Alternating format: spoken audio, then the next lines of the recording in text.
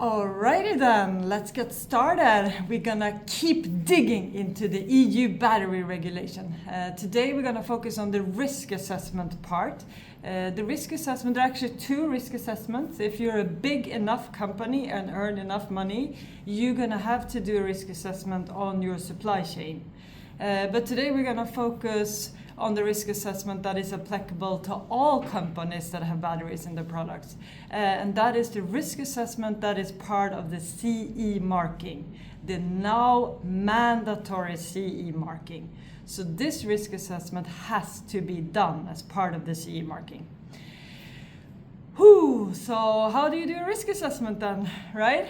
You can start by just going through all the possible things that could go wrong with the battery. It could go wrong through just normal use or through abuse, foreseeable abuse, or transportation, of course. And then you could, for each of those risks, list the probability of that risk and the consequences if it happens. That's a lot of work, right?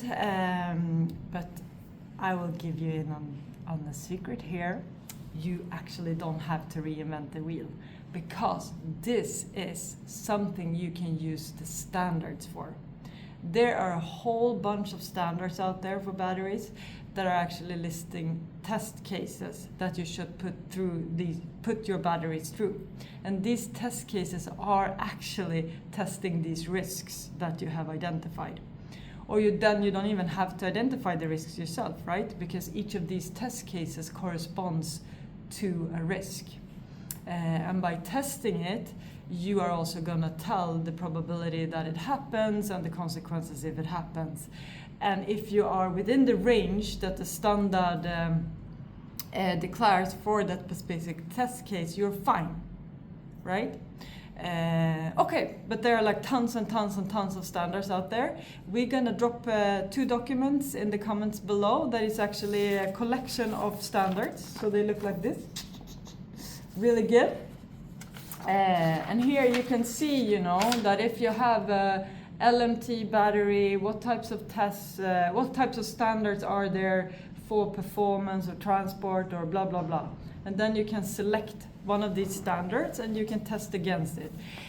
Important thing is to remember to document beautiful everything that's happened, because this is actually going to be part of the technical documentation required for the CE marking. And if you're a producer, so you're not the one manufacturing battery, but you're putting it on the market in the EU then, this will be your manufacturing doing. But your responsibility is to make sure that it's there and that it is comprehensive and that it's documented in the right language for your market. That is your responsibility, and you can never get away from it. It goes all the way down, from the manufacturer to the producer to the final retailer or whatever it is that you have that is actually selling it to the end customer. Okay, so you can just another requirement in the EU battery regulation. Or you can actually see this as a golden opportunity, because there are a lot of risks with the batteries, and we keep seeing these images of, scooters or mopeds or I don't even know. Just the other day it was a phone, I think, that caught fire. So there are risks with the battery. It would be really nice to have those risks under control, or at least be aware of them and have tried to mitigate them as wide as possible. I have actually myself been in charge of a recall once because of battery fires. We, thank you, did not have any personal injuries, but the financial impact of that recall was also heavy.